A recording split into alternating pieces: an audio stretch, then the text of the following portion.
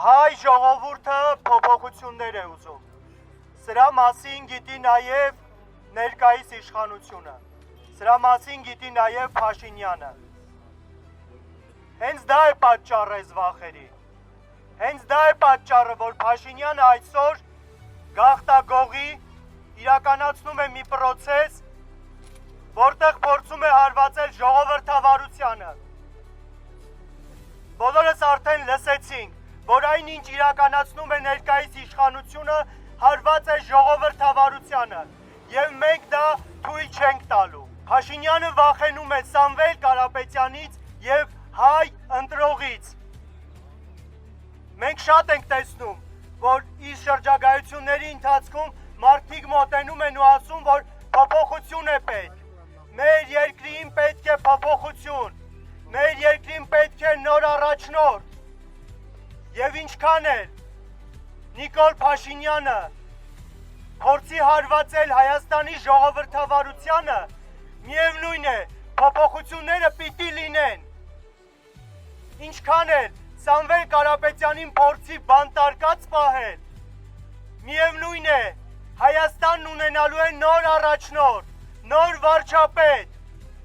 հանձին Սամվել Կարապետյանի։ Ներկայիս իշխանությունները սա լավ գիտակցում են, եւ այս քայլերը հենց այդ վախերի արդյունքն են։ Հարևան երկրների օտար օրակարգեր բերելով, ժողովրդին վախեցնելով, արդյունք չեն ունենալու։ Փաշինյանը չի կարողանալու կասեցնել Հայաստանում փոփոխությունները։ Ինչքան էլ հարվածի ժողովրդավարությանը եւ ինչքան էլ բանտարկած պահի Հայաստանի հաջորդ վարչապետ Սամվել Կարապետյանին։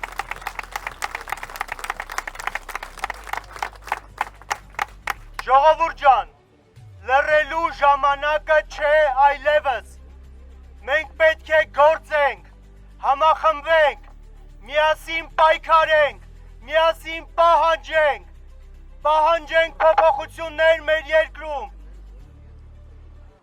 Եվ բոլորիդ հրավիրում եմ ապրիլի 11-ին ժամը 17:00-ին լինել Ազատության հրապարակում, միասին պահանջելու այդ փոփոխությունը։ Մեր երկիրը ունի փոփոխության կարիք, մեր երկրի առաջնորդը պիտի փոխվի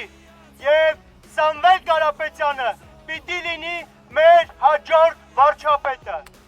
Ուժեղ Հայաստան, ազատ ու հզոր, խաղաղ ու կայուն է, ու ապագան նոր